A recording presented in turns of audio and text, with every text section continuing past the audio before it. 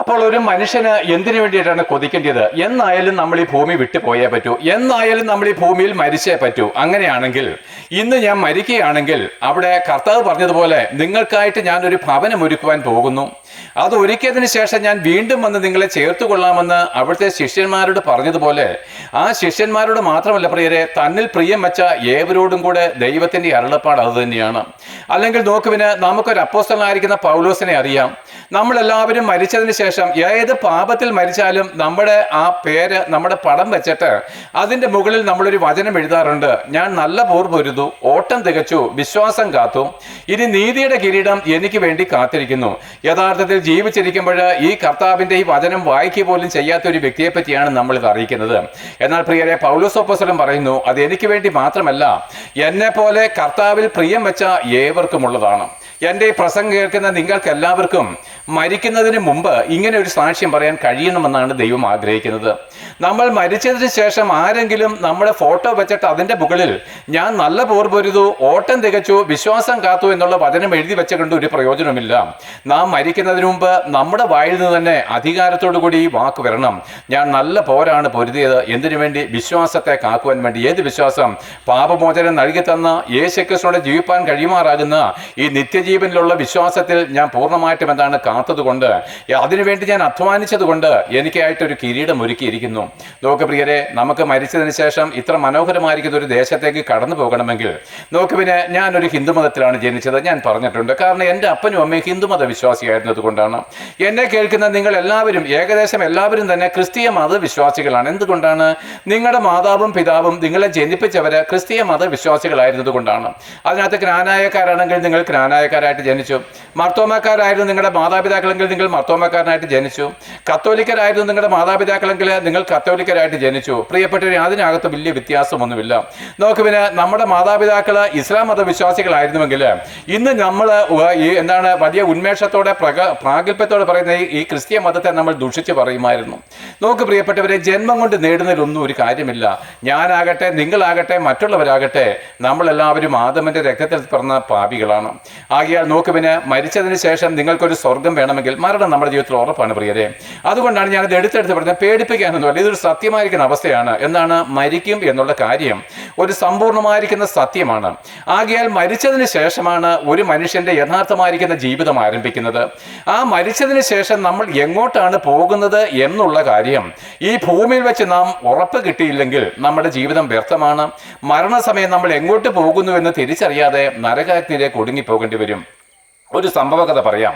ഇവിടെ പണ്ട് പറഞ്ഞതാണോ എന്ന് ഞാൻ ഓർമ്മയില്ല, ഒരു പക്ഷേ 1-2 വർഷമായി കാണും ഞാനിവിടെ പ്രസംഗിച്ചിട്ട്.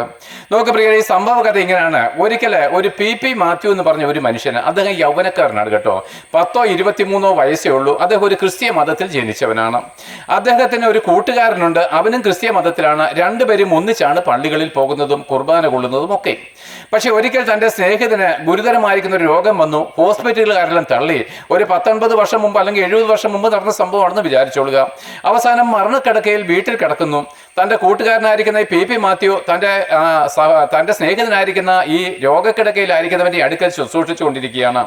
പെട്ടെന്ന് ഈ രോഗക്കിടക്കയിലായിരിക്കുന്ന യൗവനക്കാരൻ നിലവിളിക്കാൻ തുടങ്ങി, അയ്യോ ഞാൻ മരിക്കാൻ പോവുകയാണ്, അയ്യോ ഞാൻ കൂരിരുള് കാണുന്നു, ഞാനൊരു അഗാധമായിരിക്കുന്ന കിണറ്റിലേക്ക് ഇറങ്ങിപ്പോകുന്നു, അതിൻ്റെ അവസാനം എനിക്ക് കാണുവാൻ കഴിയുന്നില്ല, യേശുവിനെ ഞാൻ അവിടെ കാണുന്നില്ല, അയ്യോ എന്ന് നിലവിളിച്ചുകൊണ്ട് ഈ മനുഷ്യൻ മരിച്ചു. പ്രിയരെ, എല്ലാ ആഴ്ചയിലും പള്ളിയിൽ പോവുകയും പള്ളിയിലെ ആചാരങ്ങളും ചടങ്ങുകളും എല്ലാം നടത്തുകയും ചെയ്ത യൗവനക്കാരൻ മരിക്കുന്ന സമയത്ത് പറയുകയാണ്, അയ്യോ ഞാൻ ഭയങ്കരമായിരിക്കുന്ന നരകാഗ്നിയിലേക്ക് ഇതാ ഒടുങ്ങിപ്പോകുന്നു, അവിടെ ഞാൻ യേശുവിൻ്റെ മുഖം കാണുന്നില്ല എന്ന് പറഞ്ഞ നിലവിളിയോടുകൂടെ മരിച്ചുപോയി. പ്രിയരെ, ഇത് കേട്ട് അവൻ്റെ കൂട്ടുകാരനായിരിക്കുന്ന പി മാത്യു നിലവിളിച്ചുകൊണ്ട് വീട്ടിലേക്ക് ഓടി. ഭയം കൊണ്ട് ഇവൻ നിറഞ്ഞു. അന്ന് രാത്രികാലം അവൻ ഉറങ്ങിയില്ല. കർത്താവേ, എൻ്റെ സ്നേഹിതൻ ഇതാ നരകത്തിലേക്ക് പോകുന്നു, ഇന്ന് ഞാൻ മരിക്കുകയാണെങ്കിൽ, ഈ രാത്രി ഞാൻ മരിക്കുകയാണെങ്കിൽ ഞാനും അവൻ്റെ വഴിയെ തന്നെയാണല്ലോ പോകുന്നത്. അവൻ്റെ അതേ വിശ്വാസം തന്നെയായിരുന്നു എനിക്ക്. ആ രാത്രികാലം അവൻ ഉറക്കം വന്നില്ല. ഭയന്ന് നിലവിളിച്ചുകൊണ്ട് അവനും കഴിഞ്ഞു. പ്രിയരെ, എന്നാൽ പിൻകാലങ്ങളിൽ അവൻ സത്യം അന്വേഷിച്ചു. എന്നാണ് സത്യമെന്ന് കണ്ടെത്തി.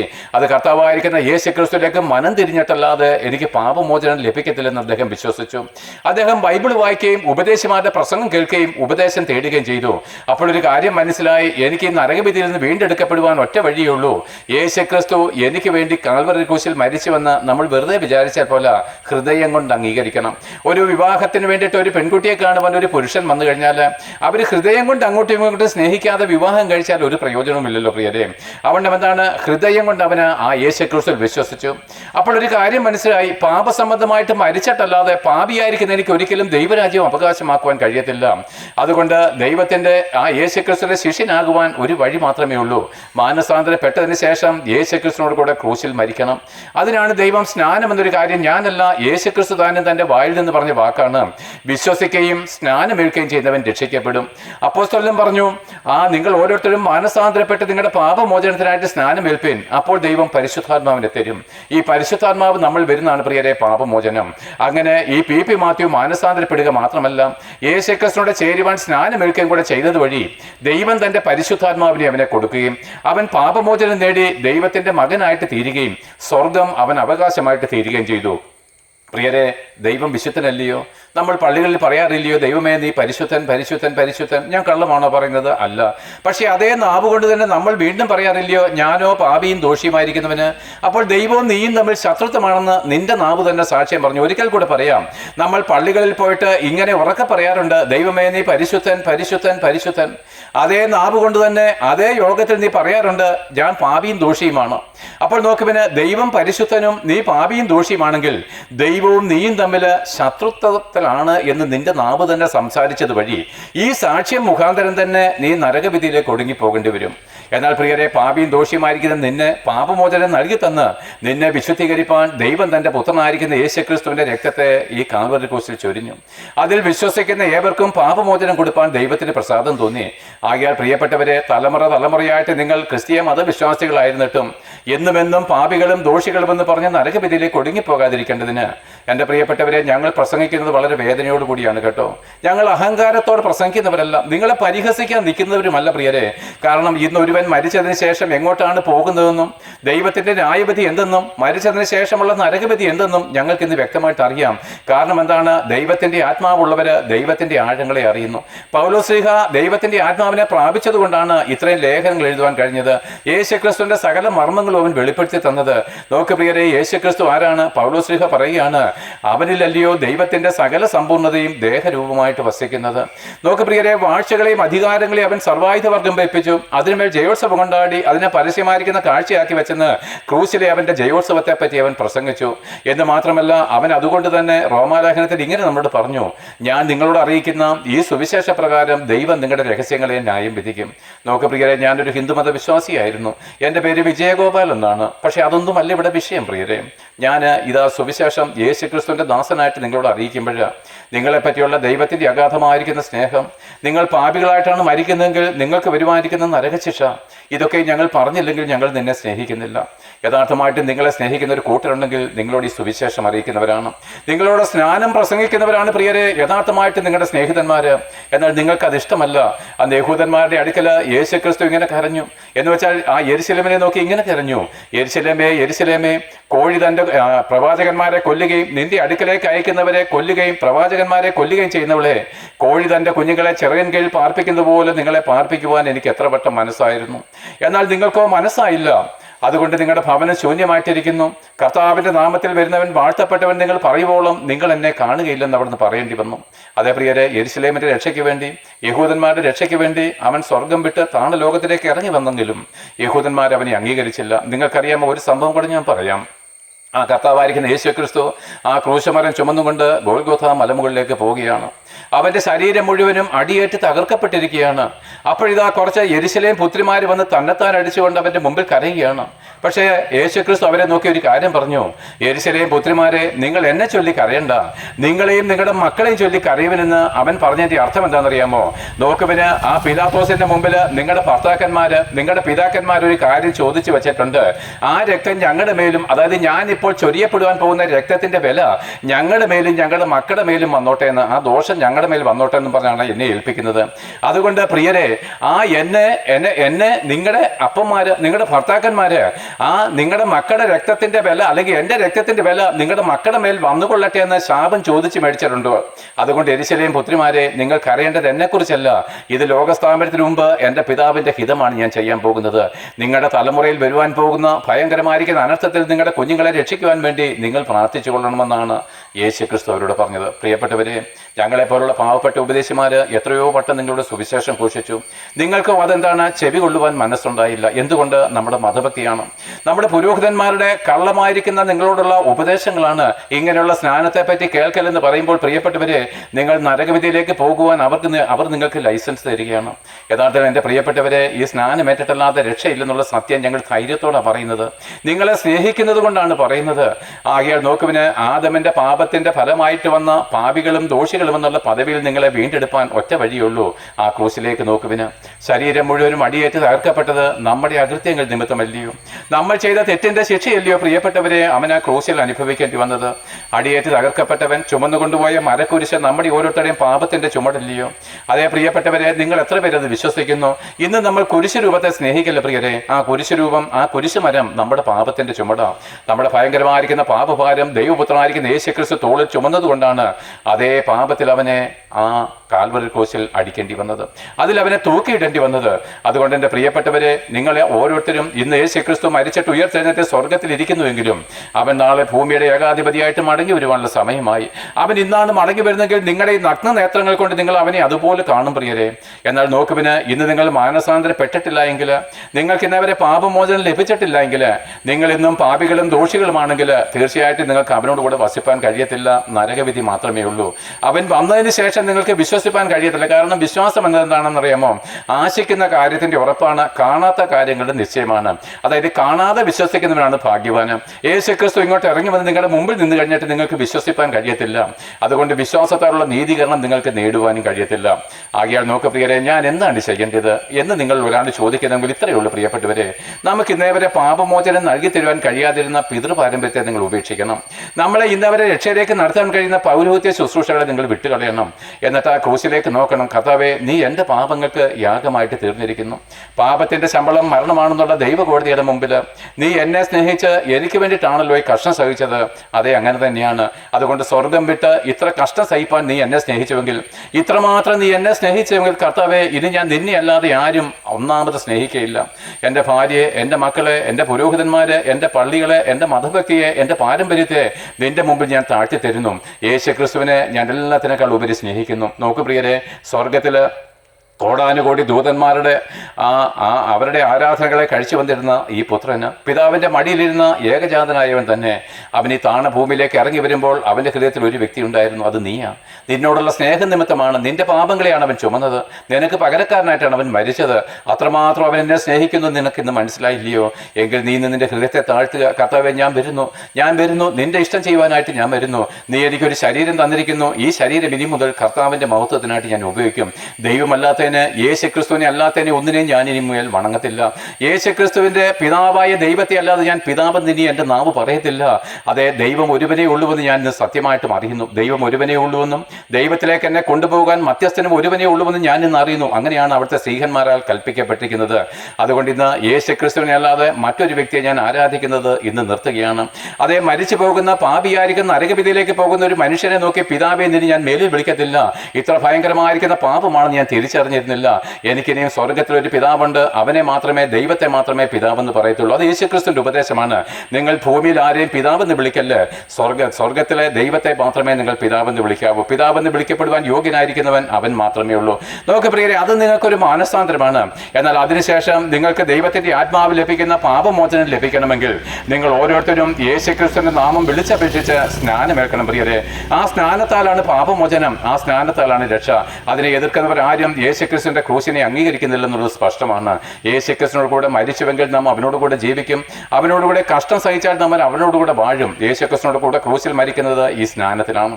അതിനുശേഷം അവന്റെ സാക്ഷ്യമായിട്ട് ഞങ്ങൾ തെരുവോരങ്ങളിൽ ഇരിക്കുമ്പോൾ ഒന്നുമാത്രം പരിഹാസങ്ങളാണ്. തല്ല് കിട്ടാറുണ്ട്, തുപ്പലേക്കാറുണ്ട്, പരിഹസിക്കാറുണ്ട്. ക്രിസ്തീയ മതമെന്നോ ഹിന്ദു മതമെന്നോ ഇസ്ലാം മതമൊന്നുമില്ല, എല്ലാവരും ഞങ്ങളെ പരിഹസിക്കാറുണ്ട് പ്രിയരെ. ഇതെന്താണ്? സ്വർഗത്തിൽ ഞങ്ങളുടെ നിക്ഷേപമാണ്. കർത്താവ് പറഞ്ഞു, എൻ്റെ നാമത്തിൽ നിങ്ങളെ വിടക്കം നിന്നുമ്പോൾ നിങ്ങൾ സന്തോഷിച്ച് തുള്ളുവിൻ, സ്വർഗത്തിൽ നിങ്ങളുടെ പ്രതിഫലം അധികം അധികമായിട്ട് വന്നിരിക്കുന്നു. അപ്പോൾ ഓരോ തവണയും ഞങ്ങൾ നിന്ന് ഏൽക്കുമ്പോഴൊക്കെയും ഞങ്ങൾക്ക് സ്വർഗ്ഗത്തിലുള്ള നിക്ഷേപങ്ങളെ ഞങ്ങൾ കൂട്ടിവെക്കുകയാണ്. നിങ്ങൾക്ക് എത്ര പേർക്ക് ഇത് മനസ്സിലാകും? നിങ്ങൾ ആരെങ്കിലും ഇന്നേവരെ യേശുക്രിസ്തുവിൻ്റെ നാമത്തിൽ നിന്നയേറ്റിട്ടുണ്ടോ? ആ യേശുക്രിസ്തുവിൻ്റെ പേരിൽ പരിഹാസമേറ്റിട്ടുണ്ടോ? ഇല്ല എന്നെനിക്ക് വ്യക്തമായിട്ട് പറയാം. പക്ഷേ ആ നിന്നയിലേക്ക് വരുവാൻ നിങ്ങൾ ആരംഭിക്കുന്നത് സ്നാനത്തിലാണ്. നിങ്ങളെ പള്ളി പ്രഷറാക്കും. നിങ്ങളുടെ സ്വന്തക്കാർ നിങ്ങളെ ചവറ് പോലെ തള്ളിക്കളയും. നിന്റെ സ്വന്തം കൂട്ടുകാരനി നിന്നെ തേടി വരികയില്ല പ്രിയരെ. കഴിഞ്ഞ ഈസ്റ്ററിലും ഒന്നിച്ചിരുന്ന് മദ്യക്കുപ്പി തുറന്ന് നിന്റെ സ്നേഹിതനുണ്ടല്ലോ, നീ സ്നാനമേറ്റെന്ന് അറിഞ്ഞു കഴിഞ്ഞാൽ നിന്നെ കണ്ടാൽ കാർക്കിച്ചു തുപ്പും. നീ ദൈവത്തിനുള്ളവനാണെന്ന് അവൻ്റെ ഉള്ളത്തിലിരിക്കുന്ന ആ ദുരാത്മാവിന് മനസ്സിലാകും. ഇത്രയും മാത്രം ഞാൻ പറയുന്നുള്ളൂ ആ വിഷയത്തെപ്പറ്റി. കാരണം നിങ്ങൾ ഓരോരുത്തരും ആ യേശുക്രിസ്തു നമുക്ക് വേണ്ടി കൽപ്പിച്ചാക്കിയിരിക്കുന്ന ഭവനത്തിലേക്ക് പ്രവേശിക്കണമെങ്കിൽ, സ്വർഗ്ഗനാട്ടിൽ എൻ്റെ പ്രിയൻ എനിക്ക് വേണ്ടി കരുതിയിരിക്കുന്ന മനോഹരമായിരിക്കുന്ന ഭവനത്തിലേക്ക് നമ്മൾ പ്രവേശിക്കണമെങ്കിൽ, എൻ്റെ പ്രിയപ്പെട്ടവരെ, നിങ്ങൾ ഓരോരുത്തരും മനം തിരിഞ്ഞുകൊള്ളുവിന്, സ്നാനമേറ്റ ആത്മാവിനെ പ്രാപിച്ചുകൊള്ളുവിന്. അങ്ങനെ സ്നാനമേറ്റവർ പാപികളും ദോഷികളും കൂടെ അപ്പം നുറുക്കുന്നുവെങ്കിൽ നിങ്ങൾ ഇരട്ടി മരണയോഗ്യരാണ്. അങ്ങനെ സ്നാനമേറ്റവരെ വിശുദ്ധന്മാരെന്നാണ് ബൈബിൾ പറയുന്നത്. അങ്ങനെ സ്നാനമേറ്റവർ ഒന്നിച്ച് ചേർന്ന് വേണം കർത്താവിനെ മഹത്വപ്പെടുത്തുവാൻ, കൂട്ടായ്മ ആചരിപ്പാൻ. അപ്പോൾ എന്താണ്? നാളെ യേശുക്രിസ്തു മടങ്ങി വരുമ്പോൾ നമ്മുടെ ഈ ദ്രവിച്ചു പോകുന്ന ശരീരത്തെ അവൻ മാറ്റി ദ്രവിച്ചു പോകാത്തതും തിളക്കമേറിയതുമായിരിക്കുന്ന ഒരു പുതിയ ശരീരം തന്ന് 1000 വർഷം നമ്മൾ അവനോട് കൂടെ ഈ ഭൂമിയിൽ തന്നെ രാജാക്കന്മാരായിട്ട് വാഴുകയും അതിനുശേഷം ലോകം അവസാനിക്കുമ്പോൾ നമ്മൾ യേശുക്രിസ്തുവിനോട് കൂടെ പിതാവിൻ്റെ സന്നിധിയിലേക്ക്, സ്വർഗത്തിലേക്ക് പറന്നു പോവുകയും ചെയ്യും. എന്നാൽ നോക്ക് പ്രിയപ്പെട്ടവരെ, ഇത്ര സ്നേഹത്തോടും ആർദ്രതയോടും മനസ്സരിവോടും കൂടെ ദൈവം തന്ന അധികാരത്തിൽ ഞാൻ സംസാരിച്ചിട്ടും നിങ്ങൾക്ക് മനം തിരിയാൻ മനസ്സില്ലാതെ, സ്നാനമേറ്റ് കർത്താവിൻ്റെ വിശുദ്ധന്മാരാകാൻ മനസ്സില്ലാതെ, മതഭക്തിയിലും പിതൃപാരമ്പര്യത്തിലും പൗരോഹിത്യത്തിലും നിന്നുകൊണ്ട് പാപികളും ദോഷികളുമായിട്ടാണ് നിങ്ങൾ മരിക്കുന്നതെങ്കിൽ, ഇതിപ്പോൾ മുമ്പേ 2 വട്ടവും പറഞ്ഞ അതേ വചനം വീണ്ടും പറയുന്നു. നാളെ യേശുക്രിസ്തു മടങ്ങി വരുമ്പോൾ നിങ്ങൾ അവനോട് കൂടെ ജീവിക്കുകയില്ല. ഇന്നാണ് യേശുക്രിസ്തു മടങ്ങി വരുന്നെങ്കിൽ ഇന്നേക്ക് 1000 ആണ്ട് തികയുന്ന ലോകം അവസാനിക്കും. അന്ന് എൻ്റെ പ്രിയപ്പെട്ടവരെ, എല്ലാ പാപികളും ഈ കല്ലറകളെ വിട്ട് എഴുന്നേറ്റ് വരും. ഇതേ രൂപത്തിൽ എഴുന്നേറ്റ് വരും. എന്നിട്ട് യേശുക്രിസ്തുവിൻ്റെ സിംഹാസനത്തിന് മുമ്പിൽ നമ്മൾ നിൽക്കും. ഞാൻ വലിയൊരു വെള്ള സിംഹാസനവും അതിലൊരുത്തൻ ഇരിക്കുന്നതും കണ്ടു. അവൻ്റെ മുമ്പിൽ നിന്ന് ആകാശവും ഭൂമിയും ഓടിപ്പോയി, പിന്നെ അതിനെ കണ്ടില്ല. മരിച്ചവർ ആബാലവൃത്തം അവൻ്റെ മുമ്പിൽ നിൽക്കുന്നത് കണ്ടു. പുസ്തകങ്ങൾ തുറന്നു, ജീവന്റെ പുസ്തകമെന്ന വേറൊരു പുസ്തകം തുറന്നു. മരിച്ചവർക്ക് ഓരോരുത്തർക്കും അവനവൻ്റെ പ്രവൃത്തിക്കൊത്തവണ്ണം ശിക്ഷാവിധി ഉണ്ടായി. നോക്ക് പ്രിയരെ, മരിച്ച ഒരു മനുഷ്യന് ജീവിച്ചിരുന്നപ്പോൾ ചെയ്ത പ്രവൃത്തികൾക്കൊത്തവണ്ണം ശിക്ഷ കൊടുക്കുന്ന ഒരു ദൈവമുണ്ടെങ്കിൽ, മരിച്ചതിന് ശേഷം പുരോഹിതന്മാരുടെ തൂവപ്രാർത്ഥനയിൽ നമുക്ക് രൂപമാറ്റം വരുത്തില്ല പ്രിയരെ. ബൈബിളാ സത്യം, ബൈബിളാ സത്യം പ്രിയരെ. ഈ വചനം വെച്ചാണ് അവൻ നമ്മളെ വിധിക്കുന്നത്. ആകയാൽ കേട്ടുകൊള്ളുവിൻ, ഭയമുള്ളവരായിട്ട് തീർന്നുകൊള്ളുവിൻ പ്രിയരെ. മരിച്ചതിന് ശേഷം പുരോഹിതന്മാർ ധൂവപ്രാർത്ഥന ചെയ്യുമ്പോൾ നമ്മൾ സ്വർഗത്തിലേക്ക് പോകുമെങ്കിൽ, യേശുക്രിസ്തു എന്തിനാണ് എൻ്റെ പ്രിയപ്പെട്ടവരെ ക്രൂശിൽ കഷ്ടമേറ്റ് മരിച്ചത്? നിങ്ങളൊന്ന് ആലോചിച്ച് നോക്കുവിന്. അവൻ മാനസാന്തരപ്പെട്ട് തിരിഞ്ഞിട്ടല്ലാതെ പാപമോചനമില്ല പ്രിയരെ. ഞങ്ങൾ കരഞ്ഞുകൊണ്ടാണ് പ്രസംഗിക്കുന്നത്, വളരെ വേദനയോടാണ് പ്രസംഗിക്കുന്നത്. കാരണം എന്താണെന്നറിയാമോ? നിങ്ങൾ ഒരാളുടെ ആത്മാവ് നരകാഗ്നിയിലേക്ക് വീണാൽ ഒരു നാൾ ഒരു മടങ്ങി വരവില്ല. അവിടെ ശുദ്ധീകരണ സ്ഥലമില്ല. അതൊക്കെ കള്ളത്തരങ്ങളാണ്. അവിടെ പ്രിയരെ, ഒരിക്കൽ മരിക്കുകയും പിന്നെ ന്യായവിധിയും മാത്രമേ ഉള്ളൂ. നമ്മുടെ ആത്മാവ് നരകാഗ്നിയിലേക്ക് വീണാൽ എത്ര കോടി വർഷം എന്നൊരു കണക്കില്ല പറയുക. അയ്യോ, 30-40 വർഷം കൊണ്ട് തന്നെ ജീവിതം മതിയായില്ലേ ഈ ഭൂമിയിൽ? അങ്ങനെയാണെങ്കിൽ 4000 അല്ല 40 ലക്ഷം കോടിയുമല്ല അനന്തമായിരിക്കുന്ന ആ നരകവിധിയിൽ നിന്ന് നിങ്ങളെ ആർ വിടുവിക്കും പ്രിയരെ. അതുകൊണ്ട് അപ്പന്മാരെ നിങ്ങളുടെ മക്കളുടെ മുഖത്തൊന്ന് നോക്കുവിന്, അമ്മമാരെ നിങ്ങളുടെ കുഞ്ഞുങ്ങളുടെ മുഖത്തൊന്ന് നോക്കുവിന്. ആ കുഞ്ഞുങ്ങൾ ഒരിക്കൽ മരിക്കേണ്ടവരല്ലേ പ്രിയരെ? ആ കുഞ്ഞുങ്ങൾ മരിച്ചാൽ എങ്ങോട്ടാണ് പോകുന്നത്? ആ അപ്പന്മാരും അമ്മമാരുമായിരിക്കും നിങ്ങൾ ഇന്ന് മനം തിരിഞ്ഞ് ക്രിസ്തുവിലേക്ക് തിരിഞ്ഞിരുന്നുവെങ്കിൽ, മതഭക്തി വിട്ടുകളഞ്ഞിരുന്നുവെങ്കിൽ നിങ്ങളുടെ കുഞ്ഞുങ്ങളും രക്ഷപ്രാപിപ്പാൻ എളുപ്പമുണ്ടായിരുന്നു. ഈ വചനങ്ങൾ ദൈവം നിങ്ങളെ സഹായിക്കട്ടെ. ആകെ ഒരു കാര്യം കൂടെ ഓർമ്മിപ്പിക്കുന്നു, നിങ്ങളിതിനെ പരിഹസിക്കുകയോ എതിർക്കുകയോ ഒക്കെ ചെയ്യുവാനുള്ള സ്വാതന്ത്ര്യമുണ്ട്. എന്നാൽ നമ്മളെല്ലാവരും ദിവസവും മരിക്കും. മരിച്ചതിന് ശേഷം നമ്മളെല്ലാവരും യേശുക്രിസ്തുവിൻ്റെ മുമ്പിൽ നിൽക്കുമ്പോൾ ഞാൻ സന്തോഷവാനാണ്. ഞാൻ പൂർണ്ണമായിട്ട് നിങ്ങളുടെ മുമ്പിൽ അധികാരമുള്ളവനായിട്ടിരിക്കും. ഇന്ന് നിങ്ങൾ എൻ്റെ മുമ്പിൽ ഈ വചനത്തിന് മുമ്പിൽ ലജ്ജിക്കുന്നുവെങ്കിൽ അന്ന് യേശുക്രിസ്തുവിൻ്റെ മുമ്പിൽ നിങ്ങൾ ലജ്ജിച്ചു പോകും പ്രിയരെ. എൻ്റെ തല താണു പോകുകയില്ല. കാരണം ഞാൻ സത്യമാണ് സംസാരിച്ചത്. ഞാൻ എന്താണ് ഉപായമല്ല നിങ്ങളുടെ അടുത്ത് സംസാരിച്ചത്, വഞ്ചനയല്ല സംസാരിച്ചത്. നിങ്ങളിൽ എന്തെങ്കിലും കവർന്നെടുക്കുവാൻ വേണ്ടി വന്നവനുമല്ല. നിങ്ങളുടെ ആത്മാക്കളുടെ വീണ്ടെടുപ്പ് മാത്രം ആഗ്രഹിച്ചുകൊണ്ടാണ് നിന്നത്. പൗലോസിൻ്റെ അതേ ആത്മാവിലാണ് ഞാൻ പ്രസംഗിക്കുന്നത്. ആകയാൽ ദൈവം നിങ്ങളെ സഹായിക്കട്ടെ. ഈ രാത്രികാലം നിങ്ങളുടെ മാനസാന്തരത്തിൻ്റെ ദിവസമായിരിക്കട്ടെ. ഞാൻ പോകുന്ന കൂട്ടായ്മ എവിടെയാണെന്നൂടെ പറഞ്ഞു നിർത്താം. നിങ്ങൾക്ക് ആർക്കെങ്കിലും മനസ്സുണ്ടെങ്കിൽ അവിടേക്ക് വരാം. അല്ലെങ്കിൽ തുല്യമായിരിക്കുന്ന ഉപദേശമുള്ള വേറൊരിടത്തേക്ക് പോകാം. എങ്കിലും നിങ്ങൾ പുതിയ നിയമം വായിക്കണം, ബൈബിൾ വായിച്ച് സത്യം ഗ്രഹിക്കണം. ഞാൻ ന്യൂ ഇന്ത്യ ദൈവസഭ ബെഥേൽ ചർച്ച് എന്നൊരു ചർച്ചുണ്ട്. അതായത് ഗോൾഡൻ എംപയറത്തിൻ്റെ അവിടെ ചേർന്ന് മേപ്പോട്ടുള്ള വഴി കൂടെ വരുമ്പോൾ ആ ചർച്ച അവിടെയുണ്ട്. ഞാൻ അവിടെയാണ് ഇപ്പോഴെന്താണ് കൂട്ടായ്മ യോഗങ്ങൾക്ക് പോകുന്നത്. നിങ്ങൾക്ക് കഴിയുമെങ്കിൽ അവിടേക്ക് കടന്നു വരാം. എല്ലാ ഞായറാഴ്ചയും സൺഡേയിൽ 9 AM വെള്ളിയാഴ്ച പകലുണ്ട്. ഇങ്ങനെയുള്ള ഇത്യാദി കൂട്ടായ്മകളുണ്ട്. നിങ്ങൾ കൂടുതൽ അറിയണമെങ്കിൽ നിങ്ങൾക്ക് എന്നോട് ചോദിക്കാം. അല്ലെങ്കിൽ എന്താണ്, നിങ്ങൾക്ക് ഇങ്ങനെയുള്ള കൂട്ടായ്മയിലേക്ക് പോയി കർത്താവിനെ കൂടുതലായിട്ട് അറിയാം. ദൈവം നിങ്ങളെ സഹായിക്കട്ടെ. നിങ്ങൾ ആരും നരകത്തിലേക്ക് ഒടുങ്ങിപ്പോകുവാൻ ദൈവം ആഗ്രഹിക്കുന്നില്ല. ദൈവത്തിൻ്റെ ആത്മാവുള്ള സുവിശേഷകന്മാരും ആഗ്രഹിക്കത്തില്ല. ദൈവം നിങ്ങളോട് കരുണ കാണിക്കട്ടെ എന്ന് ഒരിക്കൽ കൂടെ പ്രാർത്ഥിച്ചുകൊണ്ട് ഈ പ്രസംഗം നിർത്തുന്നു. കേട്ട ഏവർക്കും യേശുക്രിസ്തുവിൻ്റെ നാമത്തിൽ നന്ദി.